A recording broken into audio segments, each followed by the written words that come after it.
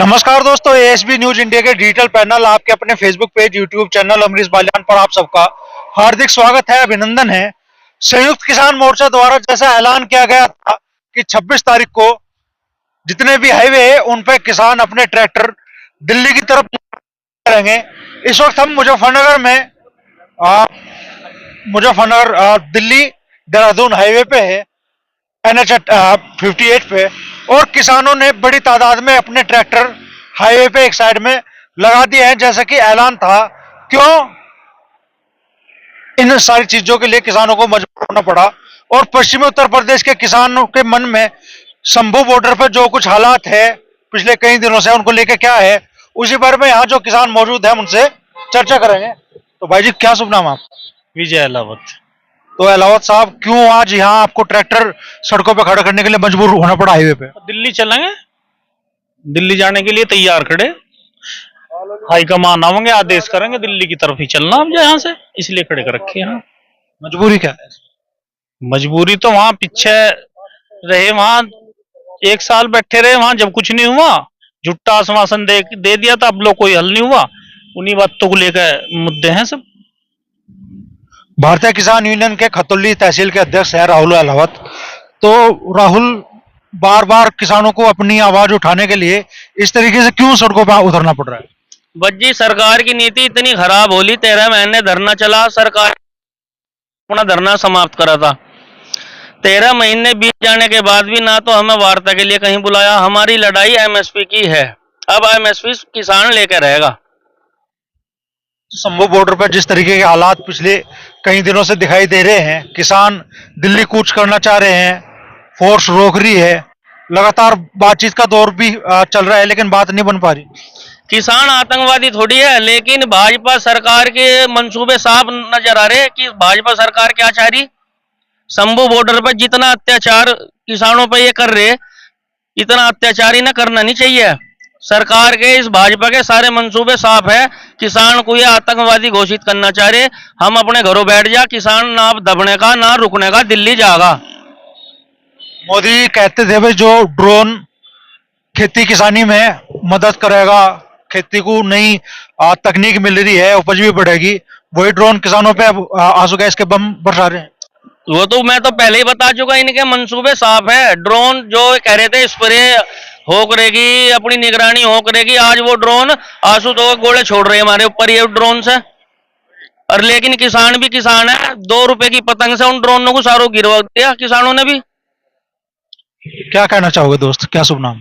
मेरा नाम अर्जुन अहलावत है जी। क्या कहना चाहोगे भाई, जो हालात है उसको लेकर? बस जी, हम तो ये कहना चाहेंगे, भाजपा सरकार ने जो किसानों के ऊपर अत्याचार कर रखे, और जैसे वो लड़का एक्सपायर हो गया वहां से, शुभकरण, मतलब ये चीजें तो ऐसी है कि जनता में बहुत ज्यादा विद्रोह हो रहा है इनके खिलाफ। और यूपी में ये सोच रहे हो कि मैसेज नहीं जा रहा, आज एक मैसेज का ही देने का काम किया जा रहा।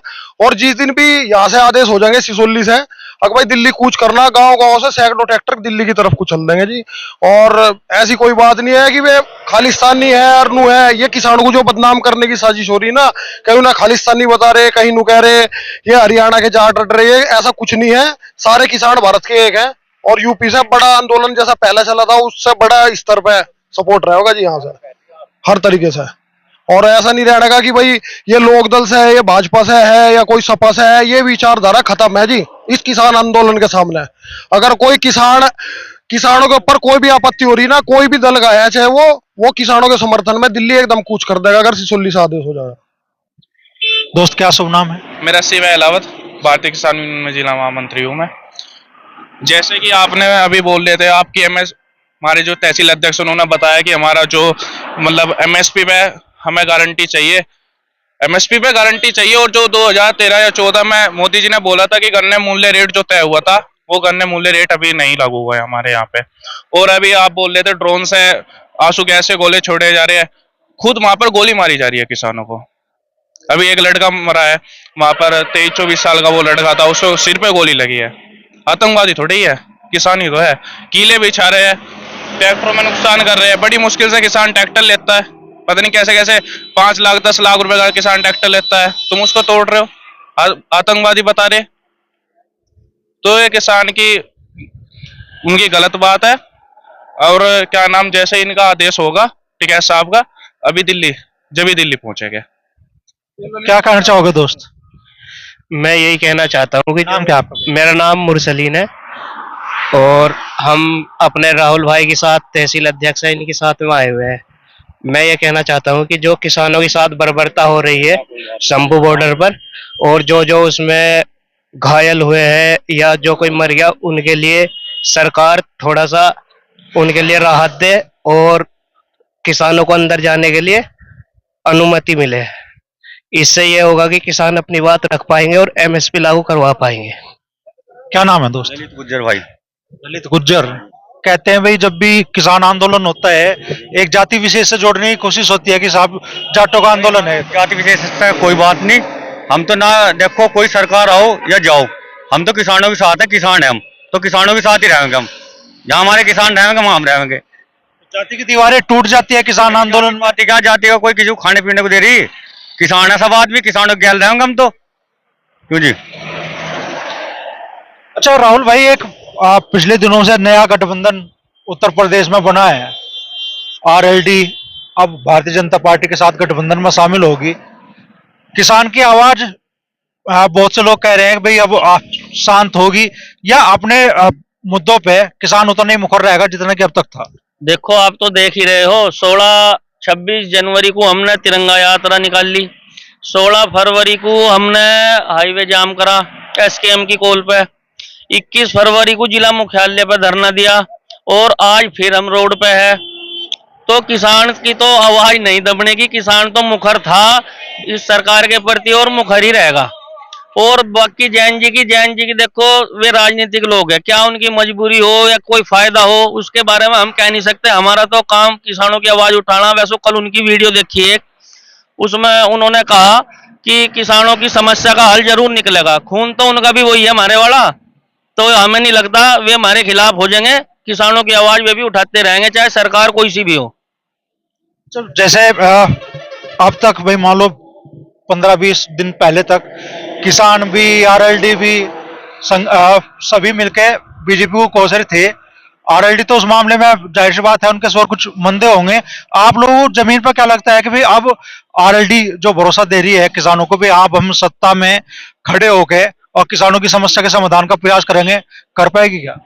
बस जी, जैन जी ने इस बात का आश्वासन तो दिया है कि भाई सत्ता में जाके हम अपने किसानों की बात रखेंगे, पर ऐसा नहीं है जी। अगर लोक दल के लोग हैं, जैसे हम पर्सनली, हमारी फैमिली, पूरा परिवार, गांव, हम लोक दल के साथ है, वोट देते हैं उसे, पर ऐसा नहीं कि अगर भाजपा किसानों पर अत्याचार करेगी तो हम इस एवज में सिर्फ लोक दल की वजह से चुप बैठ जाएंगे।